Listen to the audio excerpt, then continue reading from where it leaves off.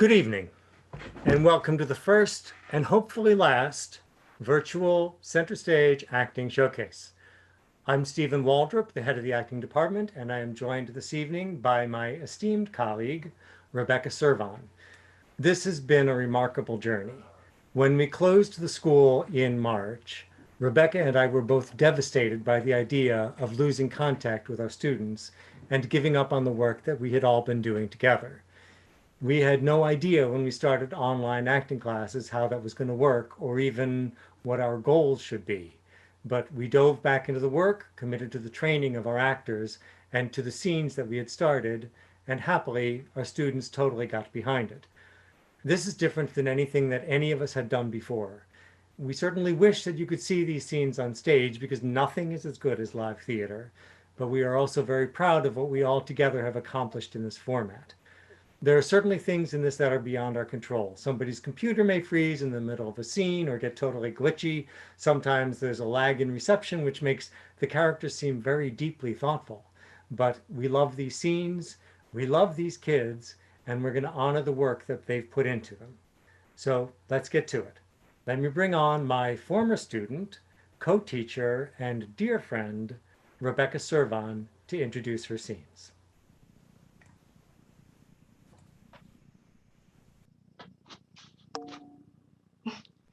Thank you.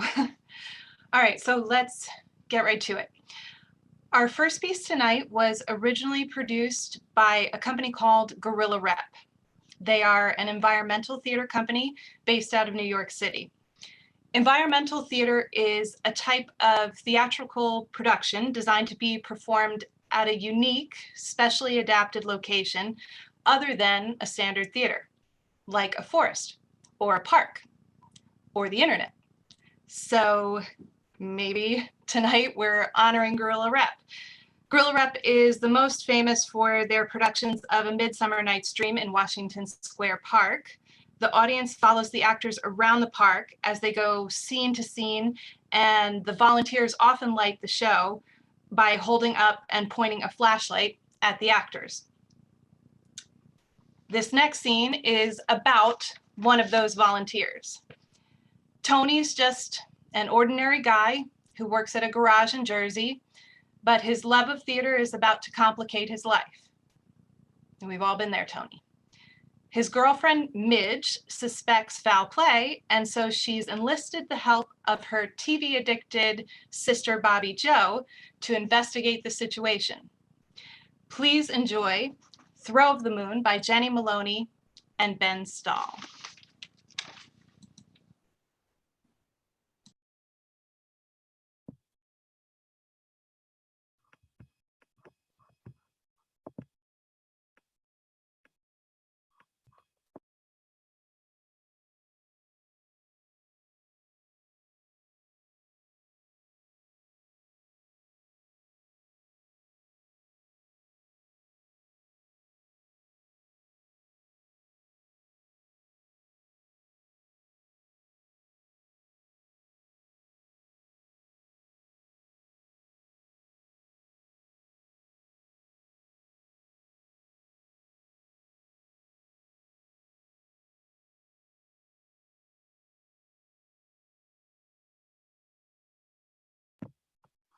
Watch this.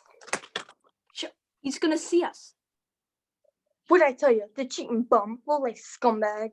That's my boyfriend. I'll eat his children. Those would be my children. I'll tear out his proprietary gland. With what, you big potato? You gonna slash him to death with your TV guide?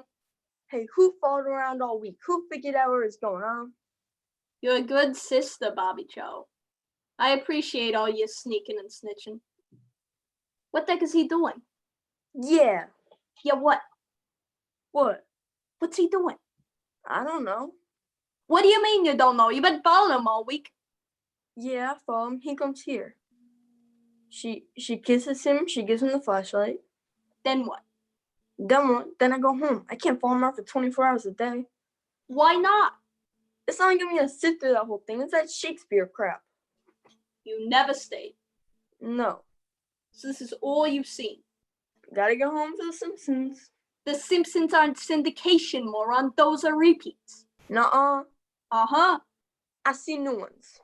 It's the summer, bonehead. They're all repeats.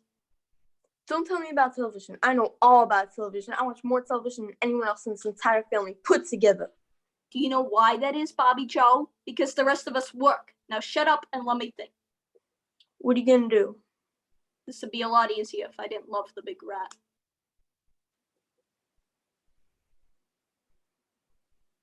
Bobby, what you doing here? That's funny, Yeah? because that's what I was going to ask you. Me? I ain't doing nothing. But hey, wow, this is great. You got Bobby off the couch. Hey, Tony, why's your hand stuck up in the air? What it is like, it's like, The girl in the tutu, Tony. The kiss, huh? oh, yeah. Oh, yeah. Oh, yeah. She was just happy to see me is all. She looked happy. See, I was late. Late? Yeah, I should have been here earlier. I know what late means, Tony. I'm wondering what you were late for. The play. The Shakespeare play. Yeah, I'm just helping out, holding the flashlight. See, lights up the play. You mean to tell me you've been lying to me, lying to the guys at the garage, lying to Bobby Joe and my whole family so you can come out here and hold up a flashlight? You ain't getting a taste of the Dairy Queen. Fairy Queen. She's the Fairy Queen. Oh, that's much better. I just hold the flashlight, that's all. Do I look stupid? No, Midge. You expect me to believe you stand here like the Statue of Liberty for fun. She got you there, Grease Boy. Shut up, couch monkey. Midge, baby, can we discuss this at home? I'm busy here. I got a commitment. To the flashlight? To the flashlight. I don't want to talk in front of your sister, okay? What's between you and me, okay, but your sister?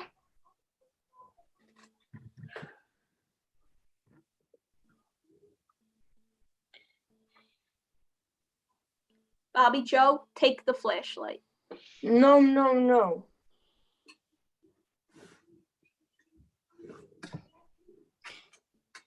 Bobby Joe. She'll screw it up. Darn right. Bobby Joe. I won't screw it up. Hey, look at me. Now we're alone. I'm waiting. All right, Midge. It's like this. It's like this. See, I like to play. Since when? 7th grade. I don't love you any less. I just also love this play. But how? You can't even. I mean, it's Shakespeare. It ain't even in English. It's English. Look, she ain't even holding it right. Hold up the darn flashlight, you moron. She's not getting their faces. If you do not hold up that flashlight right, I will come over there and rip your arms off. Why'd you just tell me? I didn't want you to think I was a guy who likes theater or nothing. Well, it's not like you're singing show tunes, is it? No, baby, I just like this play. I like holding the flashlight. I like, I don't know, the romance. You like the romance. I am your spaniel. Spurn me, strike me, neglect me, only give me leave. I'm worthy as I am to follow you. That's in the play. Yeah, and you are all the world. I am never alone when you're looking at me. And look, how could you not like it? Even Bobby's into it. Hey, Midge, Tony, look. I'm the moon. I'm holding up the moon. And hey, that guy in the leotard is one out to Molly. You're the only tamale. I just like holding the flashlight. You're the only tamale on my plate. I swear. Oh, Tony. Bobby Joe said it was a girl, and don't scare me like that, you big palookin' moron. So you don't mind that there's a romantic type guy inside? What? Are you crazy? Come on, let's go home. I'll throw some fairy dust your way. Please, no fairy dust. What about your play? You go ahead. I got it, man.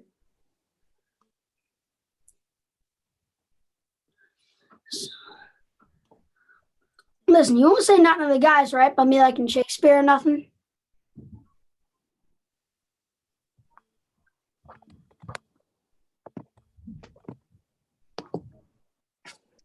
All right, family emergency. Tony has to go, but everything's under control. I'm taking over. Hey, you in the leotard. What are you doing after the show? Or maybe tomorrow, like between Rosie and Oprah? Yeah, he digs me. Woohoo, on the moon!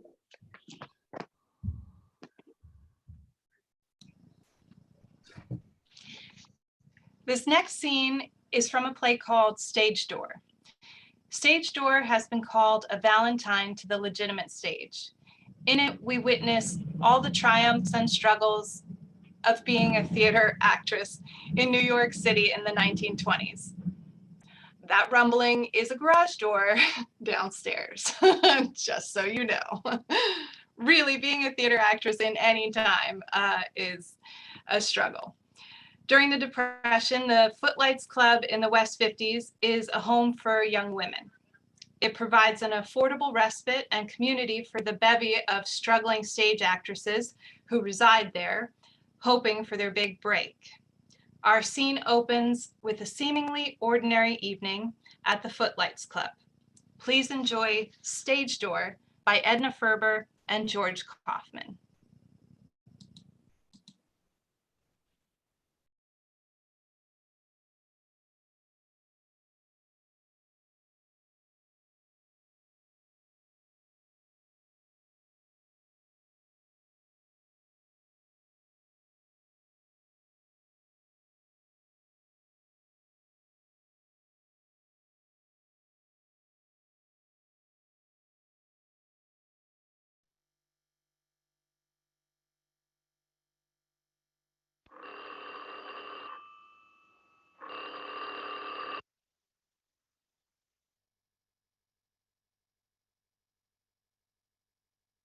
Hello, Footlights Club. Oh, no. Let's have dinner here and go to a movie. Well, all right. Who's that? Big and Little Mary. No, she's not. Sorry. What time is it? Dinner ready yet? Where have you been? Seeing managers? Yeah, we're dead. We've been in every manager's office on Broadway. Is anybody casting? How do we know? We only got in to see one of them. Which one? Who do you see? Rosenblatt. What's he doing? Take it easy. It's all cast. All except a kid's part. 10 years old. I could look 10 years old. Nah, Big Mary had the same idea, and she's a little older than you are.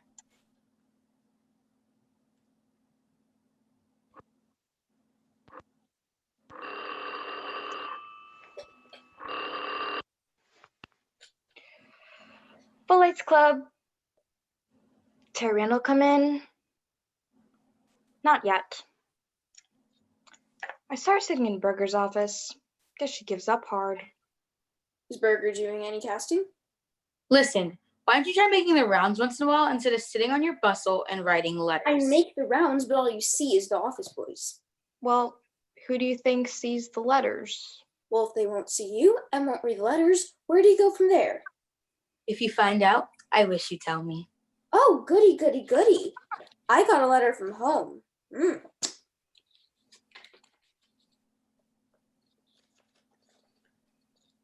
Pa got laid off. My sister's husband has left her. And one of my brothers slugged a railroad detective. I guess that's all. Yes. Lots of love, and can you spare $50? Nothing like a letter from home to pick you up.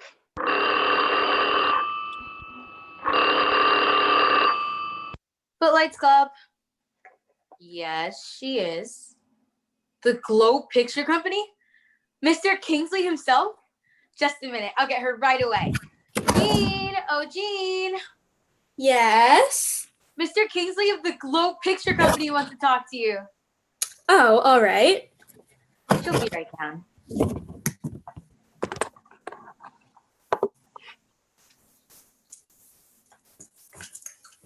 Hello, Mr. Kingsley, how perfect. Yes, this is Miss Maitland. Will you put him on, please? Hello, Mr. Kingsley, how wonderful. Yes, I know you said that, but in your business you must meet a million beautiful girls a day. Well, anyhow, 500,000. Dinner. You don't mean tonight? Oh, yes, I did have, but it's nothing I can't break. Oh, but I want to. I'd love to. What time? Yes, I'll be ready. I suppose we're dressing. Yes, I'd love to. All right, goodbye. Gene, I'm dying. Tell us all about it. what time is he coming? How soon is he coming? Can I see him? Now listen, you girls, no for hanging around when he comes. Aw. You've got to promise me no parading. Big-hearted Bertha. I bet you'll let Terry meet him. Well, Terry's different. All this fuss about a man, I wouldn't lift my little finger to meet him. What are you gonna wear? I wonder if Pat'll let me have her rose taffeta. Sure she would. And I'll wear Kendall's evening coat. Girls, Terry. Where have you been? what do you think? I've got a job. You haven't. Who with? Tell us about it. Terry, how wonderful. Tell us all about it. Oh, Terry, have you really got a job? What in? Who is it? Burger? Yes, I thought he was all Cass. he was. I'll accept this one part. It's not big, but it's good. It's got one of those marvelous scenes, you know, one of those gamuts.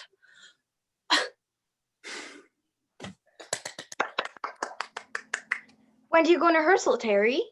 Yeah, when? Right away. Gosh, Terry, you certainly got a break. Burger wouldn't even talk to me. Burger's an awful meanie. How'd you get to him anyway? I just stood there outside his door for a week. And it did the trick? I tried that. Never helped me any. Me neither. I lay there for a whole afternoon once with welcome on me. I've had a longer run outside his office than I've had with most. This was actually my second week. I was just about to sit out for a camp chair and a toothbrush when suddenly he opened the door. He was going. I said, Mr. Burger. That's practically all I've said for 2 weeks. Mr. Burger. Mr. Burger. Mr. Burger. Mr. Burger. Mr. Burger. Well, what did he do? What happened? He never even stopped. Suddenly, I was furious. I grabbed his arm and I said, listen, you're a producer and I'm an actress. What right have you got to barricade yourself behind closed doors and not see me? And hundreds like me, the greatest actress in the world, could be right on your steps and you never even know it. Harry, what did he say? He said, are you the greatest actress in the world? I said, maybe. He said, you don't look like anything to me. You're not even pretty and you're just a little run. I said, pretty? I suppose Rachel was pretty. And what about Nazimova? She's no higher than this, but on stage, she's any height she wants to be. Yes, she got the job. Yes, and when I walked out on Broadway again, it seemed the most glamorous street in the world. Those beautiful netted orange stands and that lovely traffic on Broadway and 45th. And those darling bums spitting on the sidewalk. Terry, what do you think's happened to your little girlfriend?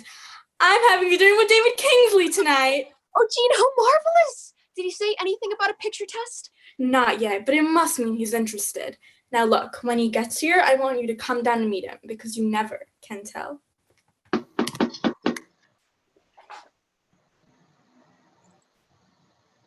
I think it's David Kingsley.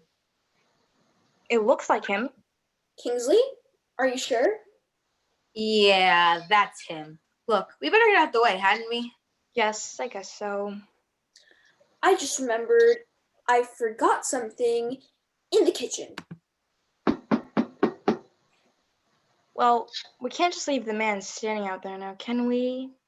No, that would just be rude. Miss Maitland, please. Yes, of course. Come right in. Tell her Mr. Kingsley. Please, make yourself comfortable. Will we go get her? Right away, Mr. Kingsley. Yes, Maddie, an actress's life is such an interesting one. If you could only see the types that I do in the course of a day, Maddie. For example, an English actress came into an office today. My dear Harry, how definitely ripping to see you. Definitely ripping. And then, Maddie, a little girl from Brooklyn came in. Listen, I did write for an appointment you got a nerve. Oh, I'm so sorry. I didn't dream anyone was here. That's quite all right. I'm Judith Canfield.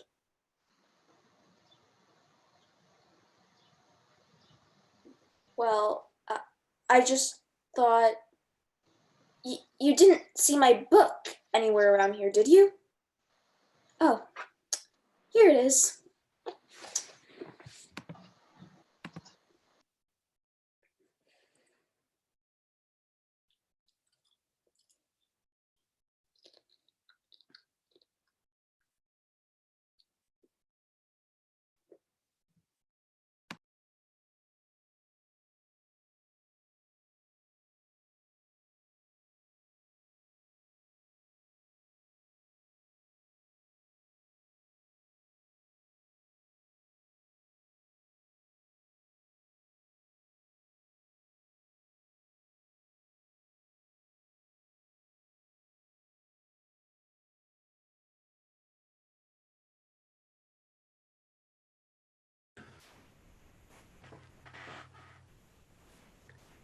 Okay, so the final scene tonight is being presented by two actors from my pre-professional acting class.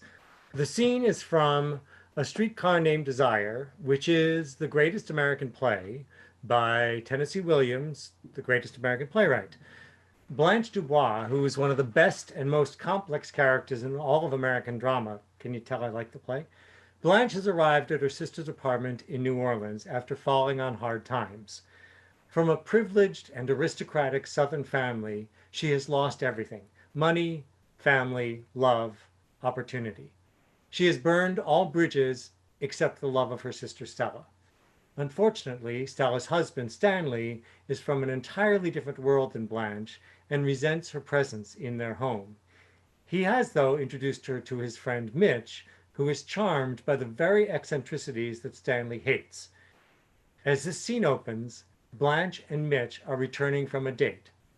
A Streetcar Named Desire by Tennessee Williams.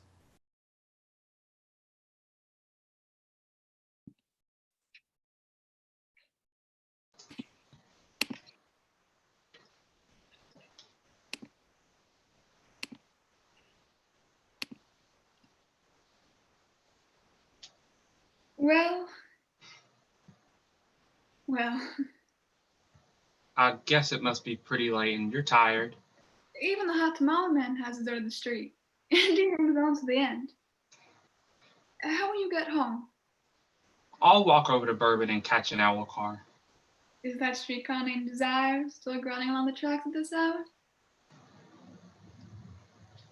I'm afraid you haven't gotten much fun out of this evening, Blanche.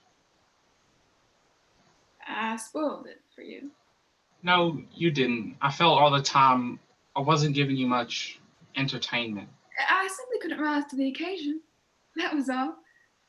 I don't think I've ever tried so hard to be gay and made such a dismal mess of it. I get 10 points for trying. I did try. Why'd you try if you didn't feel like it, Blanche? I was just obeying love nature. Which law is that? The one that says the lady must entertain the gentleman. Oh no, Dots? See if you can locate my car keys in my purse. When I'm so tired, my fingers are all thumbs.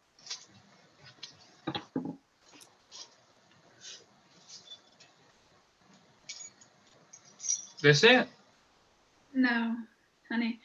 That's secure in my trunk, which we must soon be packing. You mean you're leaving here soon? I've outstayed my welcome. This it? Eureka! Honey, you go ahead and unlock the door while I take a last look at the sky. I'm looking for the Pleiades, the Seven Sisters, but these girls are not out tonight. Yes, they are. There they are. All in a bunch coming home from the little bridge party. You get the door open? Good boy. I guess you want to go home now? Can I kiss you goodnight? Why do you ask me if you may? I don't know if you want me to or not. Why should you be so doubtful? That night when we parked by the lake and I kissed you, Honey, it wasn't the kiss I objected to. I liked the kiss very much. It was the other little familiarity that I felt glad to discourage. I didn't resent it. not a bit in the world. In fact, I was somewhat flattered that you desired me. But honey, you know as well as I do that a single girl, a girl alone in the world, has got to keep a firm hold on her emotions or she'll be lost. Lost? I guess you're used to girls that like to get lost. They kind of get lost immediately on the first date. I like you to be exactly the way you are because in all my experience, I have never known anyone like you. Are you laughing at me? No, honey. The long lady at the house and I have returned, so come on in. We'll have a nightcap. Let's leave the lights off, shall You just do what you want to. we? The other room's more comfortable. Go on in. This crashing around in the dark and not for some liquor.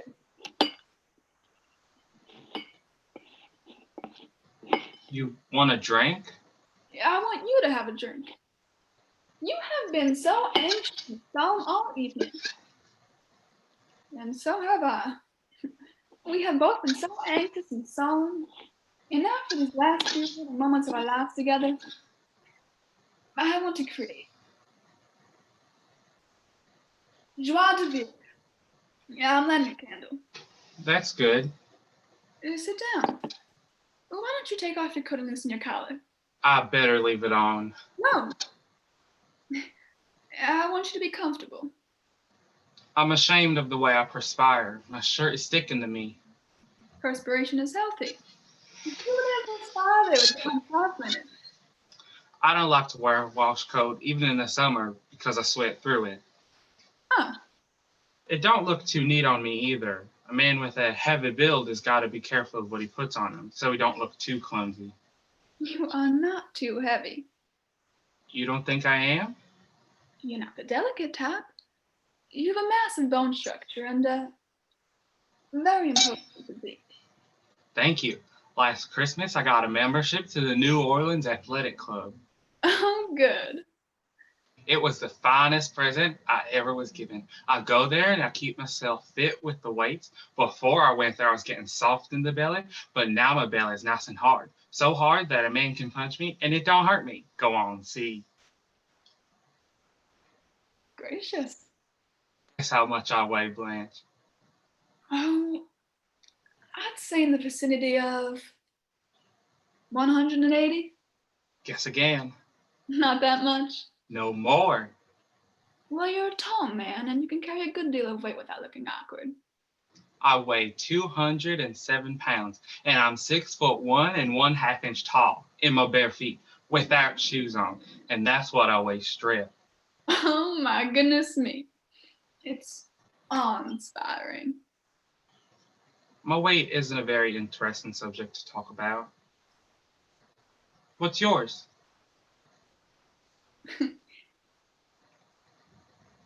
My weight? Yeah, Yes. you lift you. Samson, go on. Lift me. Well, Light as a feather. you may release me now. Huh? I said unhand me, sir. Now, just because Stanley and Stella aren't at home, there's no reason why you shouldn't behave like gentlemen. You just give me a slap whenever I step out of bounds. That won't be necessary. You're a natural gentleman. One of the very few left in the world. I don't want you to think that I'm severe in old maid school, teacherish, or anything like that. It's just, well, Huh? I guess it's just that I have old-fashioned ideals. Blanche, Yes, honey? can I ask you a question? Yes. What? How old are you? Why do you want to know? I talked to my mother about you and she said, "How old is Blanche?" And I wasn't able to tell her. You talked to your mother about me? Yes. Why? I told her how nice you were, and I liked you. Were you sincere about that? You know it was. Why did your mother want to know my age? Mother is sick. I'm sorry to hear it. So badly? She won't live long, maybe just a few months. Oh, Worries because I'm not settled. oh, She wants me to be settled before she... you love her very much, don't you? Yes. I think you have a great capacity for devotion. You'll be lonely when she passes on, won't you? I understand what that is. To be lonely? I loved someone too, and the person I loved I lost. Dead? A man? He was a boy. Just a boy. And I was a very young girl. When I was 16, I made the discovery. Love. All at once and much too completely. But I was unlucky, deluded. There was something different about the boy. A softness and tenderness which wasn't like a man's. Although he wasn't the least bit effeminate looking, still that thing was there. He came to me for help. I didn't know that. I didn't know anything till after our marriage when we run away and come back, and all I knew is I failed him. In the most mysterious way. And wasn't able to give him the help he needed but couldn't speak of. I didn't know anything except I loved him unadorably. But without being able to help him. Or help myself. And then I found out. In the worst of all possible ways, by coming into a room that I thought was empty. Which wasn't empty, but had two people in it. The boy I'd married and an older man who had been his friend for years. Afterward, we pretended that nothing had been discovered. Yes, we drove off to Moon Lake City Casino, very drunk and laughing all the way. We danced the Versiviana. And then suddenly, the boy I had married ran out of the casino, and then a few moments later, a shot. I ran out. All ran and gathered by the terrible thing at the edge of the lake. I couldn't get near for the crowding. And then someone grabbed my arm. Don't get any closer, you don't want to see. See? See what? And then I heard voices saying, Alan, the gray boy.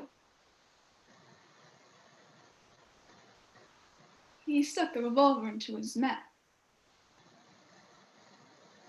So the back of his head had been blown away.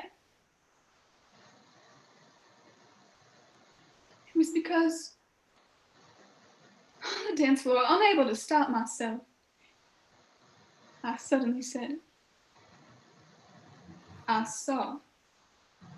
I know you disgust me.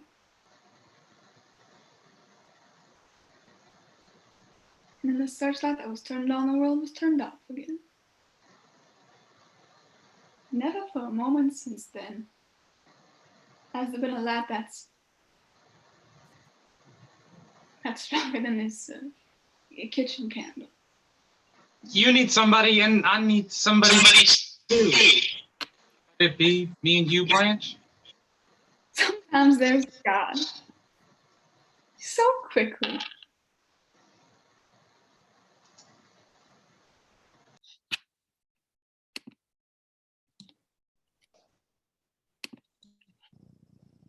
All right, let's bring out our actors for a little virtual bow. So our first scene, Throw Up the Moon. Come on out, guys. Got Charmaine playing Mitch. We've got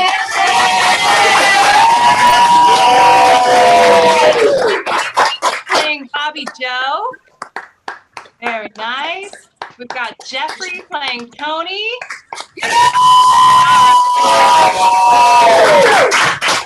Very nice, guys. All right, let's bring out that second scene. All right, then. Come on out, stage door. We've got Anya playing Judith. All right. Danielle playing Terry. Alexis playing Big Mary. Marissa as Little Mary. Mia as Jean. And Greg as Mr. Kingsley. All right, let's have Streetcar out. Come on out, Streetcar. We have Greg as Mitch and Taylor as Blanche. Thank you, guys. Thank you so much. Everybody come on out.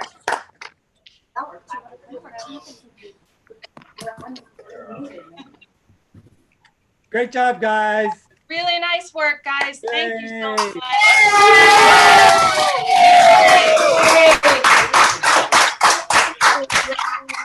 All right, enjoy your weekend. Bye.